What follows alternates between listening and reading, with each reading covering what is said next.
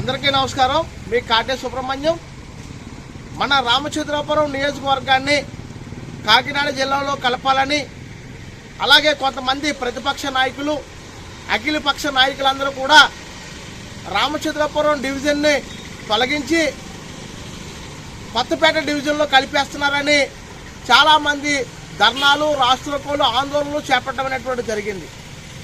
అప్పుడు కూటమి నాయకులైనటువంటి మేము, అలాగే సాక్షాత్తు రాష్ట్ర కార్మిక శాఖ మంత్రి వారు వాసంశెట్టి సుభాష్ గారు ఈ రామచంద్రాపురం డివిజన్ అనేటువంటిది ఎక్కడికి తరలి వెళ్ళదు, రామచంద్రాపురం నియోజకవర్గంలో ఉంటుందని చెప్పినప్పటికీ కూడా ప్రతిపక్ష నాయకులు అత్యుత్సాహం చూపించి అనేకమైనటువంటి విమర్శలు చేయడం అనేటువంటిది కూడా జరిగింది.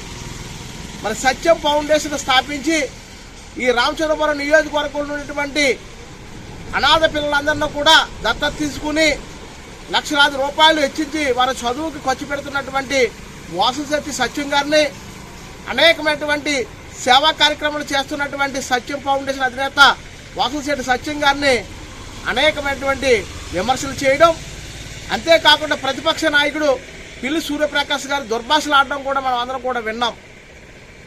కానీ ఇచ్చిన మాటను తప్పకుండా మడమ తిప్పని నాయకుడు మా వాసంశెట్టి సుభాష్ గారు.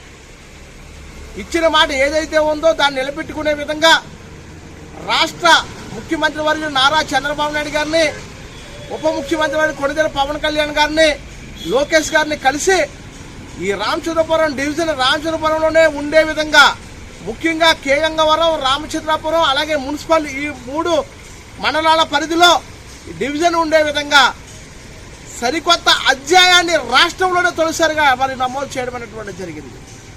మరి ఈ యొక్క నిర్ణయంతో ఈ రామచంద్రపురం నియోజకవర్గంలో ఉన్నటువంటి ప్రతిపక్ష నాయకుల నోట్లో వెలక్కాయ పడినట్లయింది. అంటే ఏదైనా సరే ఒక మాట మాట్లాడే ముందు ఆలోచించి మాట్లాడాలి. ఒక నాయకుడు, ఒక రాష్ట్ర మంత్రి మాట ఇచ్చాడంటే ఆ మాట నిలబెట్టుకునే విధంగా పనిచేస్తాడని మరి ప్రతిపక్షంలో ఉండేటువంటి గౌరవ రాజ్యసభ సభ్యులు పిల్లి సుభాష్ చంద్రబోస్ గారు ఒకసారి ఆగండి, వేసి చూడండి అని చెప్పినప్పటికీ ప్రతిపక్షంలో ప్రతి ఒక్కరు కూడా చాలామంది దుర్భాషలు ఆడడం జరిగింది.